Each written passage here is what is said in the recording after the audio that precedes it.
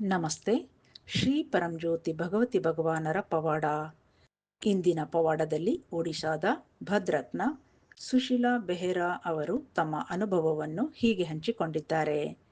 ಬಹಳ ಕಾಲದಿಂದ ನನಗೆ ತೀವ್ರ ಜ್ವರ ಸಹಿತ ಶೀತ ಸಮಸ್ಯೆ ಆಗುತ್ತಿತ್ತು.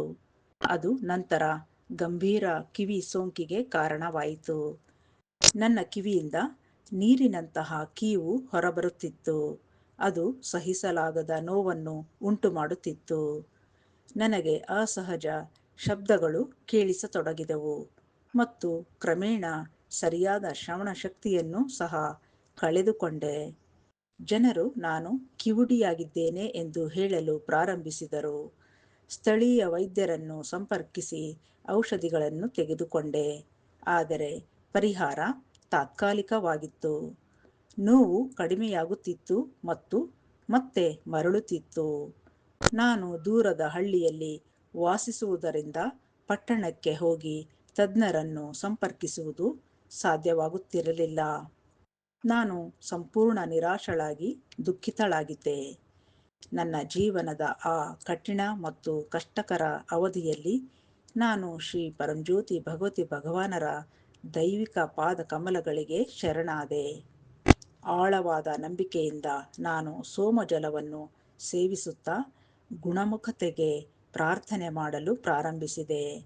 ಕ್ರಮೇಣ ಸಮಸ್ಯೆ ನಿಧಾನವಾಗಿ ಕಡಿಮೆಯಾಯಿತು.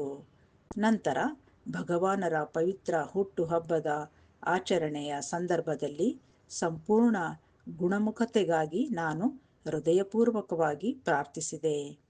ಶ್ರೀ ಪರಂಜ್ಯೋತಿ ಭಗವತಿ ಭಗವಾನರ ಅಪಾರವಾದ ಕರುಣೆ ಮತ್ತು ಕೃಪೆಯಿಂದ ನನ್ನ ಪ್ರಾರ್ಥನೆಗಳು ಫಲಿಸಿವೆ. ಮರುದಿನವೇ ನನ್ನ ಕಿವಿಗಳು ಸಂಪೂರ್ಣವಾಗಿ ಗುಣಮುಖವಾದವು. ನೀರು ಮತ್ತು ಕೀವು ಹೊರಬರುವುದು ಸಂಪೂರ್ಣವಾಗಿ ನಿಂತಿತು. ನೋವು ಮಾಯವಾಯಿತು ಮತ್ತು ನನ್ನ ಶ್ರವಣ ಶಕ್ತಿ ಸಂಪೂರ್ಣವಾಗಿ ಮರಳಿತು.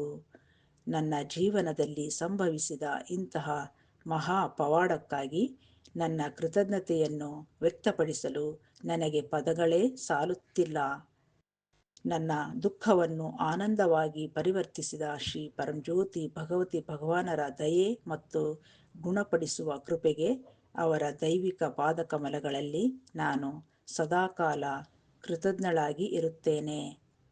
ಕರುಣಾಮಯಿ ಶ್ರೀ ಪರಂಜ್ಯೋತಿ ಭಗವತಿ ಭಗವಾನರಿಗೆ ಜಯವೆನ್ನಿ.